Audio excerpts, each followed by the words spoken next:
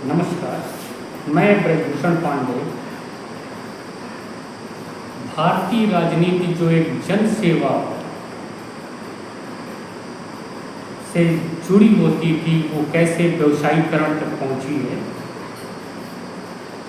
देश जब आज़ाद हुआ तो बाबा साहेब भीमराव अंबेडकर से लेके सरदार वल्लभ भाई पटेल जैसे विद्वान, जिन्होंने उच्च शिक्षा हासिल की थी और उच्च शिक्षा हासिल करने के बाद में वो एक अच्छा जीवन व्यतीत कर सकते थे, मगर उन्होंने सेवा को अपना कर्म क्षेत्र बनाया, राजनीति को अपना कर्म क्षेत्र बनाया। जो ये नीति निर्माता थे, उनको ये पता था कि धरातल पे बदलाव लाने का सबसे सशक्त हथियार राजनीति है। हम राजनीति के माध्यम से ही समाज के दबे कुचले, शोषित और उपेक्षित समुदाय की आर्थिक और सामाजिक विषमताओं को दूर करने का एक ही माध्यम है, वो है राजनीति। तभी राजनीति में ऐसे लोगों को जोड़ा जाता था जो ईमानदार हो, विद्वान हो और दूरदर्शी हो। ऐसे लोगों के राजनीति में जुड़ने से बदलाव भी आए हैं। जैसे समाज के अंदर पर्दा प्रथा, छुआछूत जैसी गंभीर कुरीतियों को दूर करने के लिए ईमानदार और जन सेवकों ने आंदोलन किए हैं और ये कुरीतियाँ दूर की गई हैं। और मेरा ये मानना है कि कोई भी चीज़ हो, चाहे वो अच्छाई हो चाहे वो बुराई हो, वो एक सीमा तक पहुंचती है और सीमा पे पहुंचने के बाद में फिर उसका पतन होने लगता है। ये जो ईमानदारी और सेवा की भावना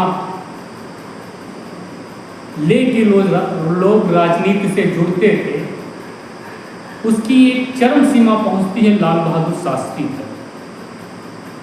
लाल बहादुर शास्त्री की ईमानदारी की पराकाष्ठा थी कि उनके परिवार के बच्चे ने, पत्नी ने उनकी जो सरकारी गाड़ी थी उसका इस्तेमाल अपने निजी कार्य के लिए कर लिया था। और लाल बहादुर शास्त्री के द्वारा ये कहा गया था कि चूंकि ये कार्य मेरे निजी कार्य के लिए गई थी, इसलिए इसका जो खर्चा है वो सरकार नहीं वहन करेगी, मैं वहन करूँगा। सरकार केवल उतना ही इस गाड़ी का खर्चा वहन करेगी जो सरकारी कार्य से के लिए उपयोग की जाती है इस गाड़ी का। तो हमें ये लगता है कि एक ईमानदारी की पराकाष्ठा थी। उसके बाद ये धीरे धीरे धरातल पे आती है।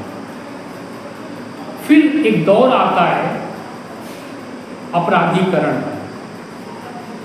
अपराधीकरण नेता सत्ता पाने के लिए अपराधियों की शुरुआत में मदद लेना स्टार्ट करते हैं। भारतीय राजनीति में एक ऐसा दौर गुजरा है जब दिग्गज नेताओं के पास कोई ना कोई माफिया या गुंडा जरूर होता था जो उनको चुनाव जिताने में मदद करता था। गुंडे, माफिया, अपराधियों के द्वारा ये सोचा गया, जब हम किसी नेता को सत्ता में पहुंचा सकते हैं तो हम स्वयं क्यों ना पहुंचाएं। फिर ज़्यादातर अपराधी प्रवृत्ति के लोग ही राजनीति में रहने लगे। अपराधी प्रवृत्ति के लोग जब राजनीति में पहुंच गए तो उस टाइम पे जो जन समर्थन होता था उसकी कोई अहमियत नहीं बची। बूथ कैप्चरिंग होने लगी, डरा धमका के वोट पड़ने लगे, फर्जी वोट पड़ने लगे। फिर चूँकि जो गुंडे या माफिया होते हैं उनको संरक्षण मिलता है व्यापारियों से, क्योंकि व्यापारी पैसा खर्च कर। व्यापारियों ने सोचा कि जब हम इनकी मदद करते तभी ये सत्ता तक पहुंच पाते हैं, क्यों ना हम राजनीति का व्यवसायीकरण कर दें। और वर्तमान दौर में राजनीति का व्यवसायीकरण हो चुका है। आप देखना चाहें तो जो शिक्षा का क्षेत्र होता था, स्वास्थ्य का क्षेत्र होता था, जो उसको सिर्फ लोग सेवा की दृष्टि से देखते थे, क्या आज आप देख पा रहे हैं? शिक्षा क्षेत्र में ये होता था कि आप अपने बच्चे का एडमिशन किसी विद्यालय में कराते थे और वो विद्यालय उस बच्चे का शैक्षिक और सामाजिक विकास करता था, उसी से रिलेटेड वो शिक्षा प्रदान करता था।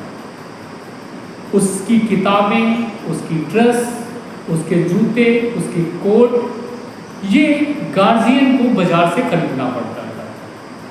आज आपको जूते स्कूल से मिलेंगे, किताबें स्कूल से मिलेंगी, स्टेशनरी स्कूल से मिलेगी, सिर्फ पढ़ाई के लिए आपको ट्यूटर रखना पड़ेगा। यानी स्कूल शिक्षा नहीं दे रहा, सेवा नहीं कर रहा, वो व्यवसाय कर रहा है। शिक्षा के लिए तो आपको ट्यूटर लगाने पड़ रहे हैं।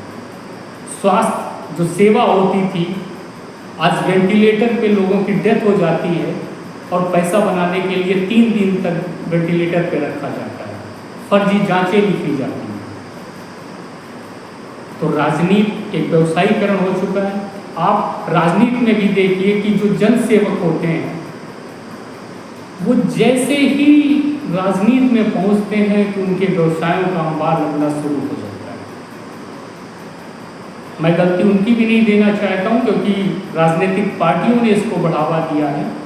उनका ये मानना है कि टिकट खरीदने के लिए अगर करोड़ों रुपए कोई भी हमें दे सकता है तो वो चुनाव जीतने के लिए करोड़ों रुपए खर्च करके चुनाव जीत सकता है। तो राजनीति में जब करोड़ों रुपए खर्च किए जाएंगे जीतने के लिए, तो वो व्यवसाय के लिए किए जाते हैं, जनसेवा के लिए नहीं किए जाते। बहुत बहुत धन्यवाद। विचार करिएगा हमारी बात पे और अपने कमेंट्स हमें जरूर प्रस्तुत करिएगा। नमस्कार।